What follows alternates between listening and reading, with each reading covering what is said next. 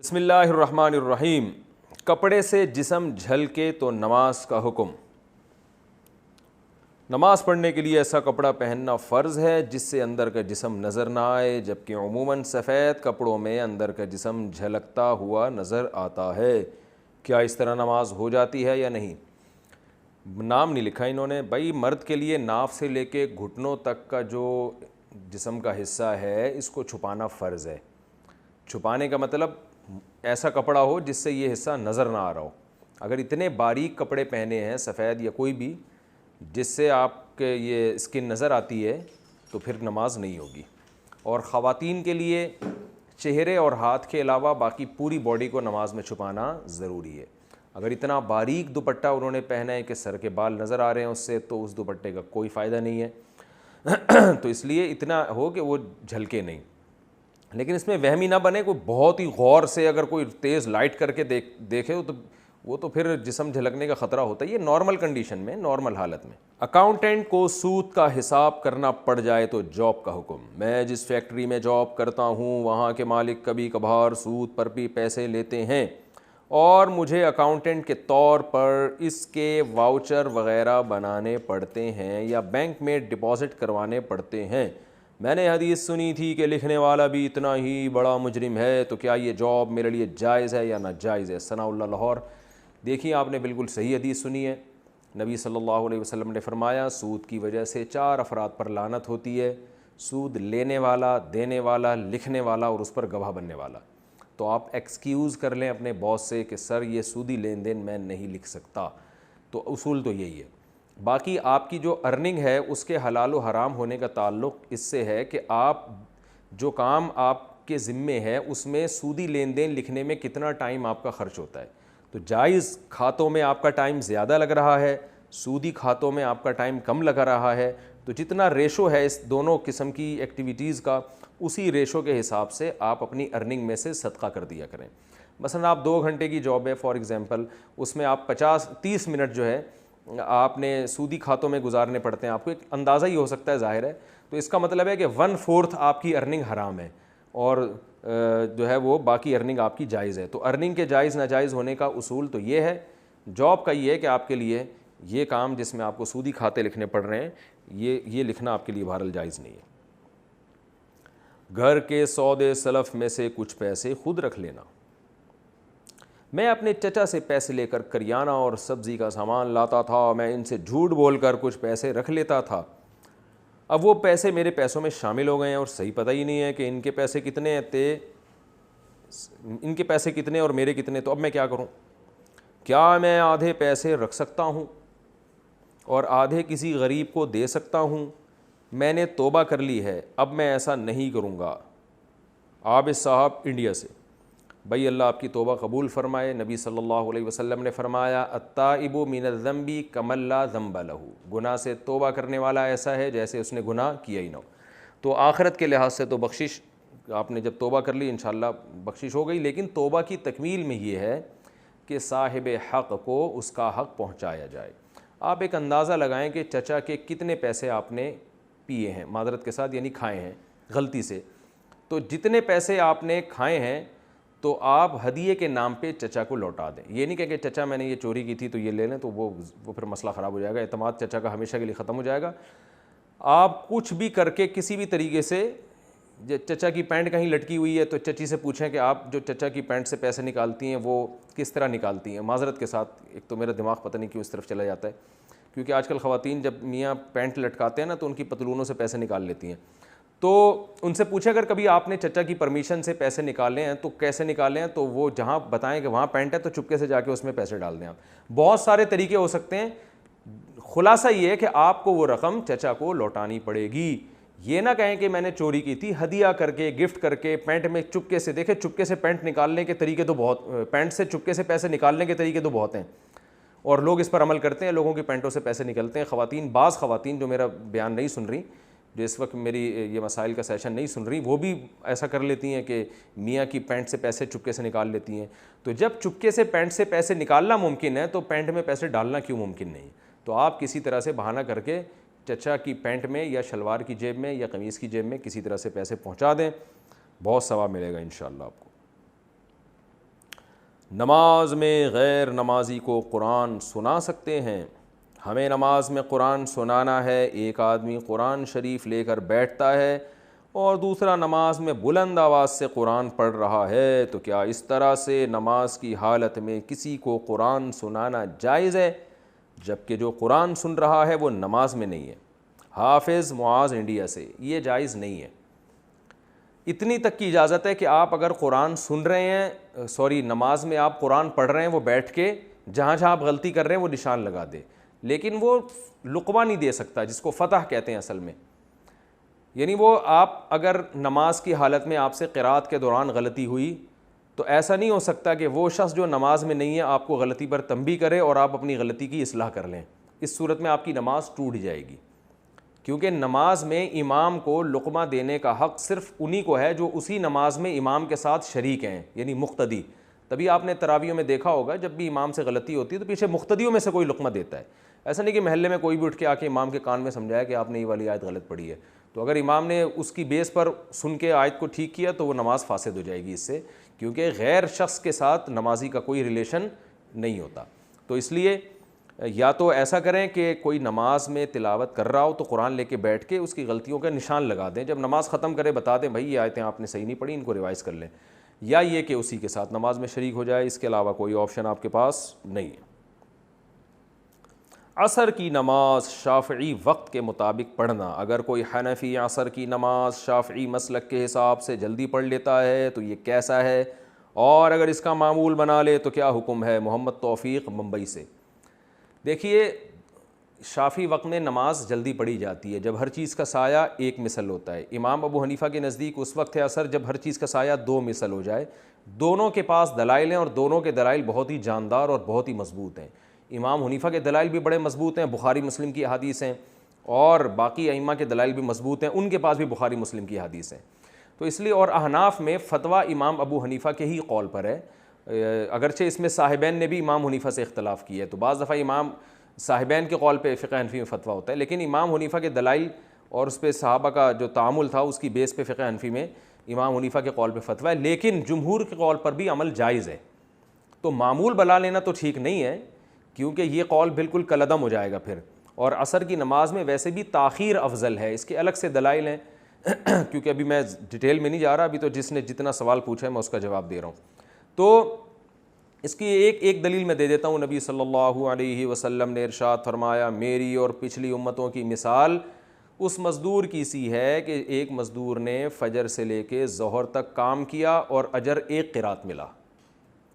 ایک مزدور ہے جس نے ظہر سے لے کر عصر تک محنت کی، اس کو بھی ایک قرات ملا، اور ایک مزدور ہے جس نے عصر سے لے کے مغرب تک محنت کی اور اس کو 2 قرات ملے۔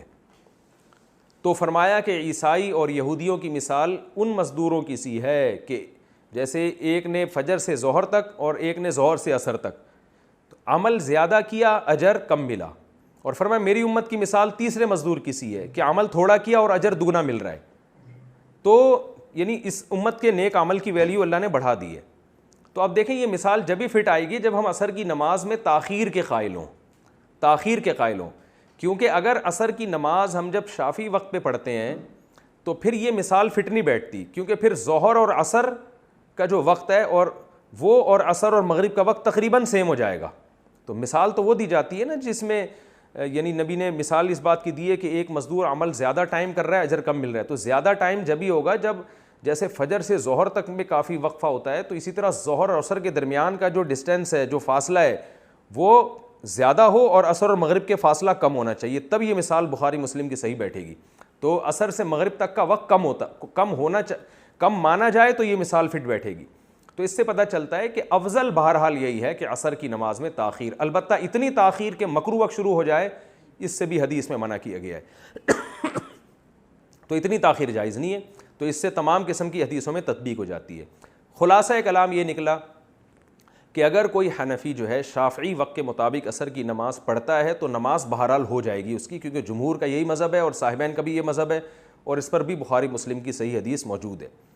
لیکن اس کا عام معمول بنا لینا اس کی اجازت نہیں دی جاتی، کیونکہ اس سے جو اصل وقت ہے، جو افضل وقت ہے، وہ ہمیشہ پھر اس کی قضا یعنی اس کی وہ فوت ہوتا رہے گا۔ تو اس لیے جائز تو ہے، نماز تو ہو جائے گی، لیکن اس کو معمول بنا لینا ٹھیک نہیں ہے. ہاں سفر میں ہو آپ یا کہیں آپ کو جلدی جانا ہو یا کوئی بیماری ہو یا کوئی اس طرح کا کوئی بھی مسئلہ ہو تو پھر بلا کراہت آپ اول وقت میں بھی یعنی شافی وقت میں بھی عصر کی نماز پڑھ سکتے ہیں. میرا اپنا معمول جو ہم نے بڑے بڑے علماء کا دیکھا کہ جب سفر ہوتا ہے ان کا جہازوں میں یا ٹرین وغیرہ بسوں میں, تو آپ کو پتہ ہے کہ بسوں میں پھر ٹائم نہیں ملتا, بعض دفعہ نماز کے لیے ڈرائیور روکتے نہیں ہیں, یا جہاز میں آپ کی فلائٹ ایسی ہے کہ آپ ہوا میں ہوگا جہاز تو وہاں نماز پڑھنا بڑا مشکل ہو جاتا ہے. تو ایسی صورت میں پھر میرا بھی اپنا معمول ہے اور بہت سے علماء کو بھی ہم نے دیکھا وہ ان کو اگر ٹائم ملے تو عصر پھر شافی وقت میں ہی پڑھتے ہیں وہ.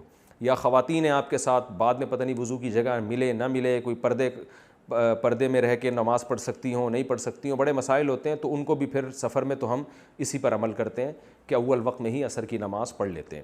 لیکن جب آپ مقام میں ہو کوئی مسئلہ بھی نہیں ہے تو پھر وہی ہے وقت بہتر ہے جس پہ صدیوں سے عمل چلا آ رہا ہے, وہ یہی ہے کہ عصر کو مثل ثانی پہ پڑھا جائے, تھوڑا تاخیر کر کے پڑھا جائے. الکحل والے ماؤتھ واش کا استعمال, مجھے ڈاکٹر نے بطور علاج ایک ماؤتھ واش استعمال کرنے کا کہا ہے جو کہ فنگس کو کل کرتا ہے. انگلش میں کرتا ہے ماشاءاللہ سارے کام. اس میں الکحل کی مقدار بھی شامل ہے, البتہ بہت کم مقدار ہے. کیا اس کا استعمال درست ہے جس میں ہم کلی اور غرارے تک کر سکیں؟ الکحل کا جو استعمال ہے جمہور علماء کے نزدیک اس کا ایک قطرہ اسی طرح حرام ہے جیسے شراب, جبکہ امام ابو حنیفہ رحمہ اللہ تعالیٰ کے نزدیک الکحل اگر نشے کی نیت سے استعمال کی جائے یعنی کھائی جائے یا پی جائے تو بالکل حرام ہے, اور اگر نشے کی نیت نہ ہو ضرورت ہو تو شراب اور انگور کی یعنی انگور اور کھجور کی جو شراب ہے, انگور اور کھجور کی جو الکحل ہے اس کا تو وہ کہتے ہیں ایک قطرہ بھی حرام ہے, آپ ٹپکا بھی نہیں سکتے. لیکن انگور اور کھجور کی جو الکحل کے علاوہ جو الکحل ہے اس کا ضرورت کے وقت استعمال جائز ہے. تو اسی قول کی بیس پہ ہومیوپیتھک دواؤں کی بھی اجازت دی جاتی ہے, ان میں تو سب الکحل ہوتی ہیں.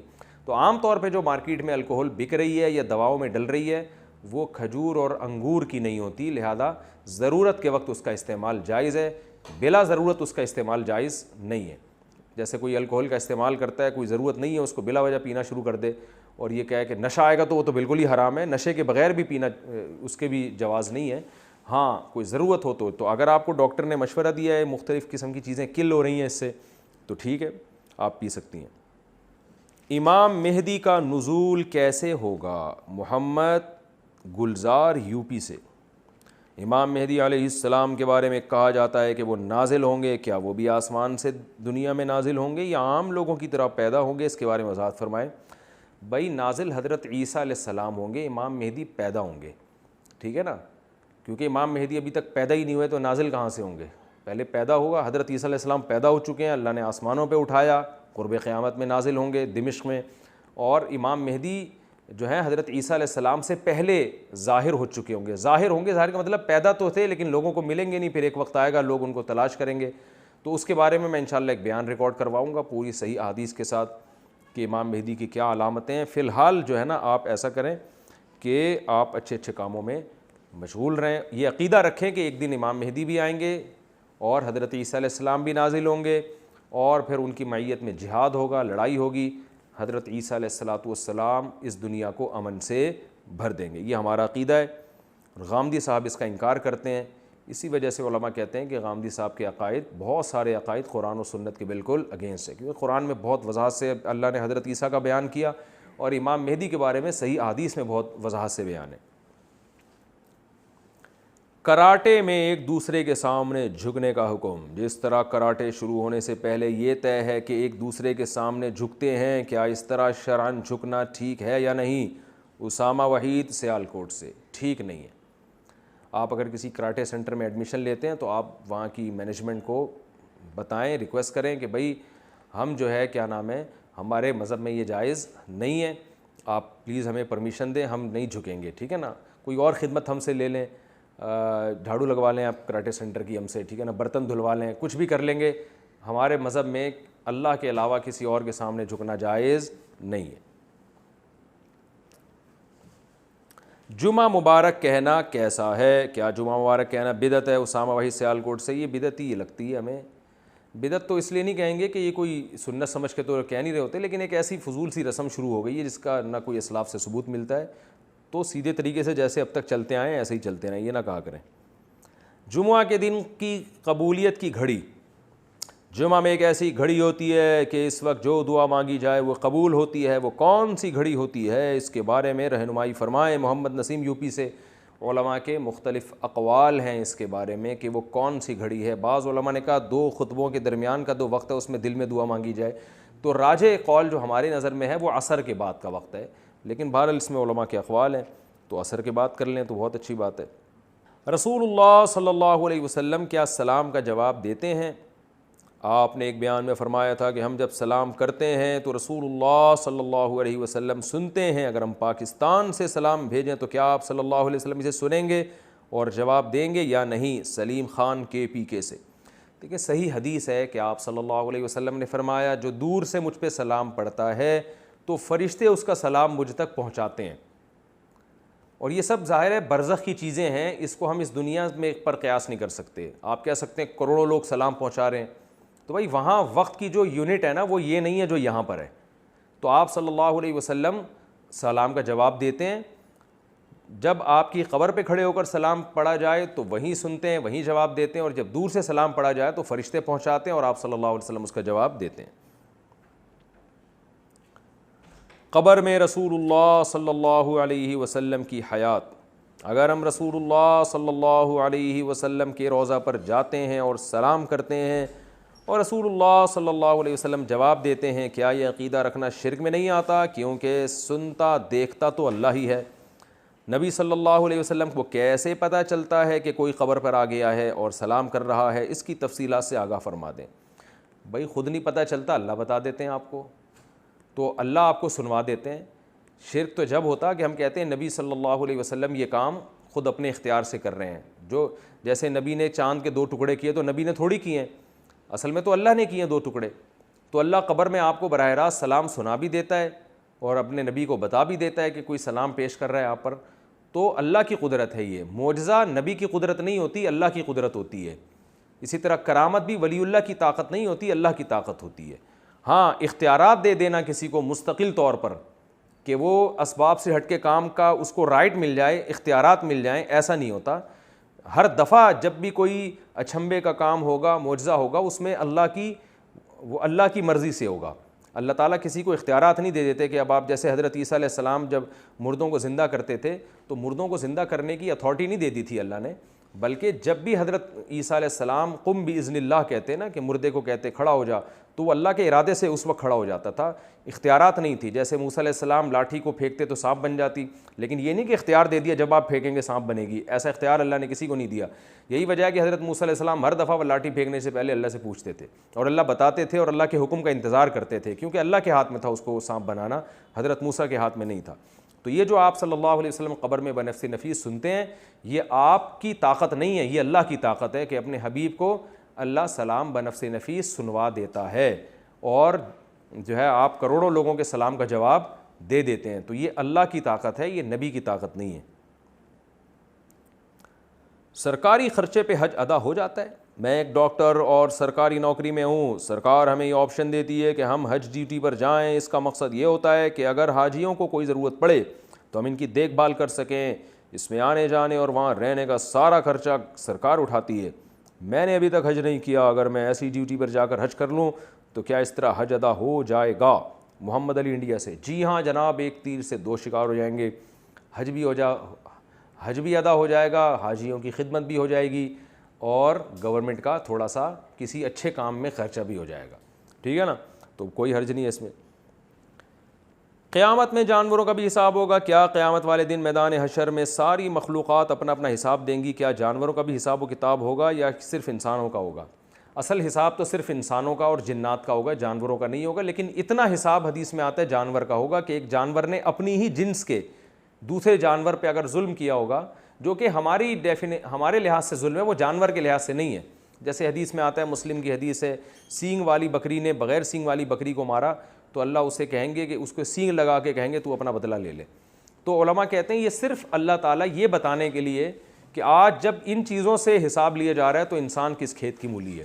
یعنی یہ حساب حقیقی معنوں میں حساب نہیں ہے، کیونکہ سینگ والی بکری نے اگر بغیر سینگ والی بکری کو مارا تو یہ حقیقت میں ظلم نہیں ہے، اس کو اتنا شعور تھوڑی ہے، لیکن صرف اللہ اپنی ایک انصاف کو ظاہر کرنے کے لیے کہ میں آج اپنی ہی جنس کی، اپنی ہی ایک قسم کی جو ہے مخلوق کو اگر کسی نے اپنی طاقت کی بیس پہ ستایا تھا تو میں اس کو بھی کہوں گا کہ تم بھی اس سے اپنا بدلہ لے لو، جو تمہیں تکلیف ہوئی ہے اس کا ازالہ کر لو۔ تو جب یہاں تک ہوگا تو انسان تو اصل ہے ہی حساب و کتاب کے لیے، تو جانوروں کا حساب ہوگا جس کو حساب مجازی معنوں میں کہا گیا، حقیقی حساب نہیں ہے، حقیقی حساب صرف اور صرف انسانوں اور جنات کا ہوگا۔